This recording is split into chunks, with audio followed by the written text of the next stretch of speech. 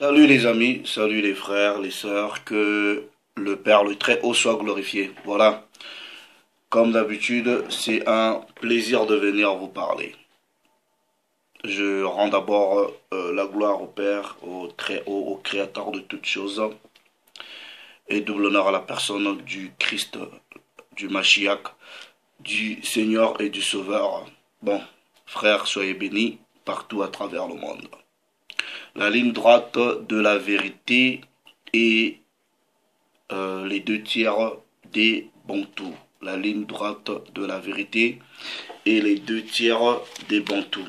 Bon, frère, vous savez, vous avez pu constater comme le prophète, le patriarche Ézéchiel l'avait prophétisé, selon les prophéties du chapitre 37, les eaux devraient prendre forme, devraient en tout cas retrouver la vie.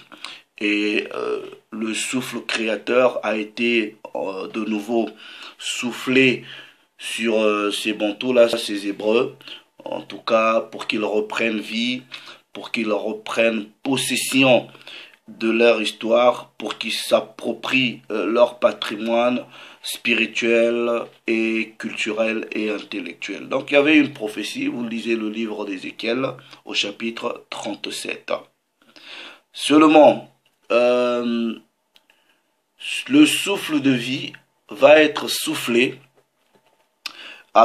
aux choisis, au peuple choisi, ils vont reprendre vie. Et ils doivent regagner la maison. Ils doivent regagner la maison de leur père. Mais c'est un chemin entre le réveil et arriver jusqu'à la maison. C'est un chemin. Et le terminus du chemin va être représenté par deux portes. Deux portes. Mais pendant le chemin, il va se passer beaucoup de choses pendant le chemin. Entre le temps où on se réveille et atteindre la maison du Père, c'est un long chemin. Et le chemin, il est périlleux. Et il y a maintenant, c'est-à-dire du réveil, dans le parcours, la distance, le Père va établir des bergers. Et ces bergers-là auront la responsabilité de nous guider sur le droit chemin. Mais il y en a maintenant qui vont se dire des bergers, qui vont s'immiscer dans la masse et qui vont disperser les brebis. Ce qui fait que certaines des brebis vont se retrouver de l'autre côté. Et comme je discutais avec un frère hier, il m'a dit, mais frère, beaucoup des gens ne savent pas que tout le monde ne va pas être sauvé. J'ai dit, bah oui, plusieurs ne le savent pas. Et quand le Mashiach, parlant de ces choses-là, il dira quelque part, ces faux bergers-là vont se lever et ils vont séduire même les élus. Voilà, ils vont séduire même les élus. Je prends un premier passage dans Matthieu chapitre 7. Matthieu chapitre 7, à partir du verset 13, version de la Bible, traduction, excusez-moi, écuménique. Il est écrit, entrez par la porte étroite. Entrez par la porte étroite. Large est la porte et spacieux est le chemin qui mène à la perdition. Et nombreux ceux qui s'y engagent. Combien étroite est la porte et resserré le chemin qui mène à la vie, et peu nombreux ceux qui le trouvent. On va rentrer un peu dans les détails. Vous voyez, on vous dit que la porte étroite est resserrée. Donc, si une porte est resserrée, et tous ceux qui veulent rentrer par la porte étroite, la porte resserrée, doivent se mettre sur une ligne qui est droite. C'est ça la ligne de la vérité. Mais si vous avez de l'autre côté une porte qui est large, ben chacun fait ce qu'il veut. Chacun fait ce qu'il veut. Voilà. Il n'y a pas une organisation, il n'y a pas un ordre. La ligne de la vérité est une ligne droite. Est un chemin qui est resserré. Et c'est un ordre. Vous êtes là, petit à petit. Vous vous avancez, petit à petit. Mais ceux qui vont être dispersés par les faux bergers, ben voilà, ils vont aller à la porte large. La porte large, c'est, voilà, les gens font n'importe quoi, ils viennent comme ils veulent. Non. La porte étroite, il y a au gate là, la porte là, vous êtes checké, vous êtes vérifié avant d'y rentrer. Et c'était qui ou c'était quoi cette porte? Jean au chapitre 10. Jean chapitre 10. Je lis à partir du verset 7. Il est écrit: le Mashiach reprit, en vérité, je vous le dis, je suis la porte des brebis. Plus tard, il a parlé de deux portes, en disant, il y a une porte qui est large, beaucoup y vont, le chemin est spacieux, mais il y a une autre porte qui est restreinte, qui est étroite, et le chemin est resserré. Ici, là, il vous dit qu'il est la porte. Mais la question que nous devons poser, il est la porte des brebis. Parmi les deux portes dont il a parlé dans Matthieu, il est laquelle? Il est la large ou il est la porte étroite? Verset 8. Tous ceux qui sont venus à moi, tous ceux qui sont venus avant moi sont... non, tous ceux qui sont des voleurs et des brigands. Mais les brebis ne les ont pas écoutés. Je suis la porte. Si quelqu'un entre par moi, il sera sauvé. Il ira et viendra et trouvera de quoi se nourrir. Christ nous fait une belle illustration ici. Il dit qu'il est la porte. Donc, vous voyez, aujourd'hui, il y a de ces frères-là qui se retrouvent dans des formes de religion comme l'islam, le bouddhisme, le christianisme, des choses comme ça, en pensant peut-être être dans la vérité. Mais vous savez, la parole du Créateur, en tout cas, les Bantous on leur a jamais donné ce qu'on appelle ce que nous pouvons comprendre par la religion. Non, nous avons juste un modèle de vie qui est basé sur la loi, des préceptes, des statuts, des commandes à suivre. C'est un modèle de vie. C'est des instructions. C'est pas une religion. Et les formes des religions là que des frères pratiquent, pour eux ça semble être la vérité, c'est bien. Mais Proverbe 14 verset 12 vous dit, une voie, un chemin peut paraître juste, mais son issue c'est la perdition. Exactement ce que le Christ dit, c'est-à-dire le chemin qui est spacieux, l'issue, c'est-à-dire la fin, la finalité, c'est la perdition. vous devrez revenir à la maison. Je sais que c'est pas facile. On reçoit des insultes parce que nous disons des choses aux frères et sœurs. On est calomnié parce que nous voulons suivre le maître, le Mashiach. On s'est mis en rang, sur la ligne droite, tranquille, on n'est pas pressé, on est là, petit à petit, on marche. Une marche organisée, une marche qui est là, tranquille. Et la plupart des gens qui viennent pour discréditer cette vérité-là, de qui nous sommes, même nos propres frères, quand je vois les gens toujours avec cette mentalité-là d'influence édomite, d'influence hérocentriste, moi personnellement, au départ ça me choquait, mais aujourd'hui, quand je comprends un peu la parole, ça me choque pas. Pourquoi?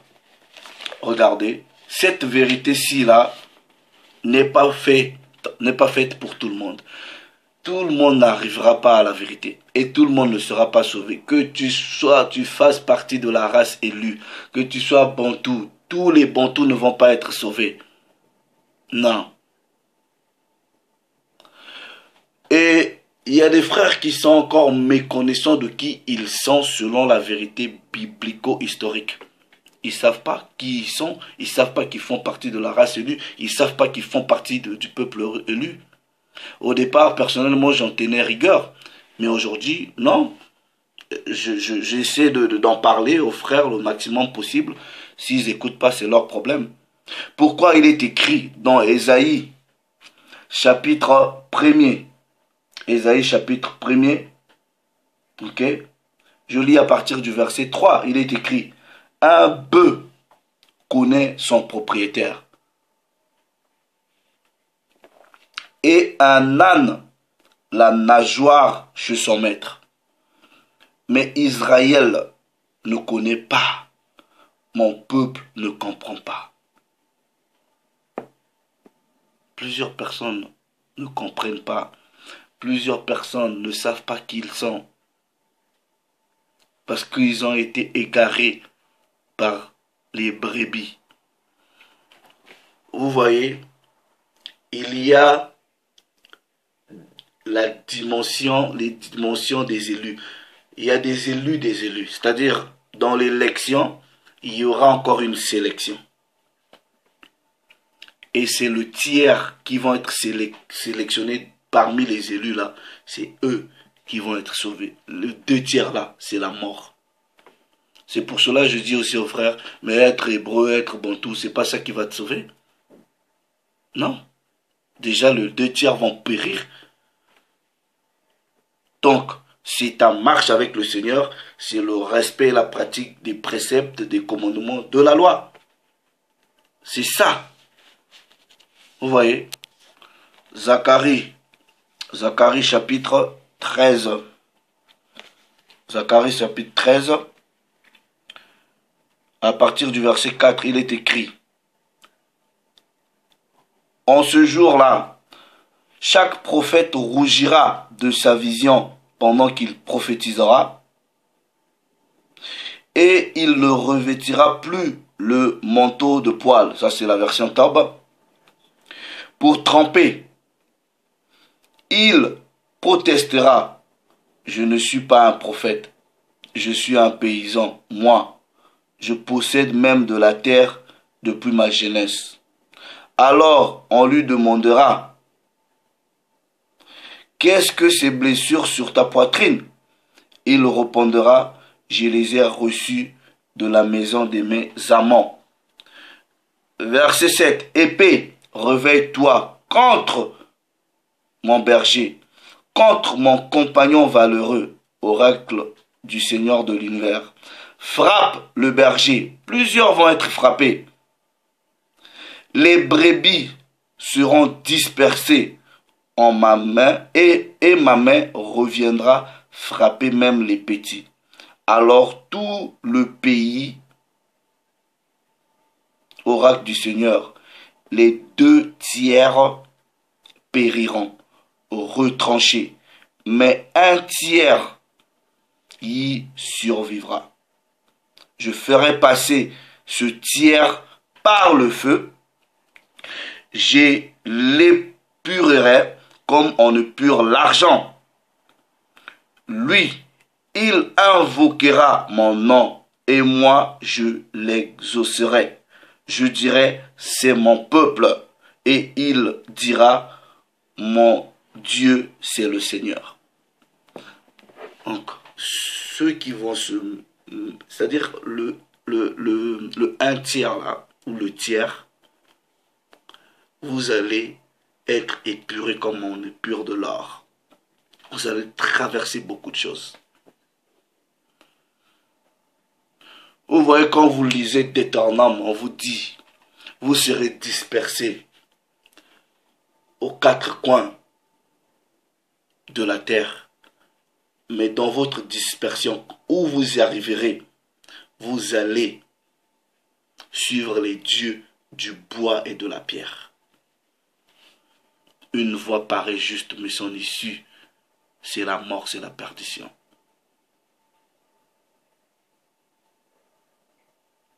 Donc il est pas trop tard de revenir sur le chemin, de se mettre sur la ligne droite et d'être épuré,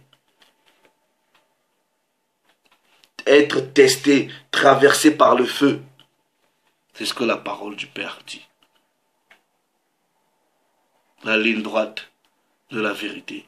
C'est pas facile. Et les 2 tiers, vous allez être tués.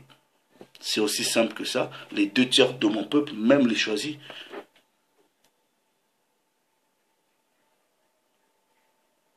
Que le Très-Haut nous aide tous sur ce chemin. Le chemin de la vérité te fera séparer de ta famille,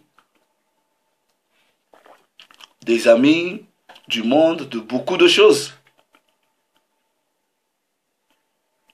Moi, je sais que j'ai des amis aujourd'hui qui me disent, ah, je ne vais pas l'appeler, si je l'appelle, c'est toujours ces histoires de Bible, Bible, Bible. Ah, je ne vais pas aller. Oui, ben c'est normal. Même les gens de ma famille, mais c'est ce que la parole de Dieu dit. Voilà. Certains membres de ma famille m'évitent. Certains amis aujourd'hui m'évitent. Parce que la plupart de mes débats, la plupart de mes discussions, c'est maintenant centré sur la parole. Je veux que le maximum de mes frères parviennent à cette connaissance, à cette vérité.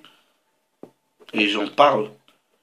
Mais en étant aussi conscient que ceux de mon peuple sont moins intelligents qu'un bœuf, sont moins intelligents qu'un âne. Je ne sais pas si on dit une âne, je ne sais pas, bref. Donc, le Père dans Ésaïe chapitre 1 compare Israël à 2 bêtes. Et je ne pense pas qu'un peu, c'est un animal qui est autant intelligent que ça. Non. Il y a des animaux très très intelligents. Mais il prend une illustration sur 2 bêtes qui ne sont pas connues être, voilà, des animaux intelligents. Il vous compare, il dit, mais ces bêtes-là au moins connaissent leur propriétaire. Et vous ne connaissez rien. Vous ne connaissez pas qui vous êtes. Vous ne connaissez pas qui est votre créateur. Vous ne connaissez pas qui vous a choisi. Et vous ne connaissez même pas que vous êtes les choisis. C'est pour cela, aujourd'hui, nous crions, nous ne nous arrêtons pas, nous parlons à plein gosier. Nous crions pour la fille de notre peuple, pour le fils de notre peuple. Le salut par la personne du Mashiach est proche, très très proche. Les signes qu'il avait prophétisés sont très très proches, nous les vivons. Il n'est pas trop tard de rebrousser chemin. Que le Père, dans sa bonté, dans sa puissance, nous aide. Parce que dans cette génération et même dans les générations reculées, le Père s'est toujours réservé un petit nombre, la réserve du Très-Haut, selon le livre de Romains.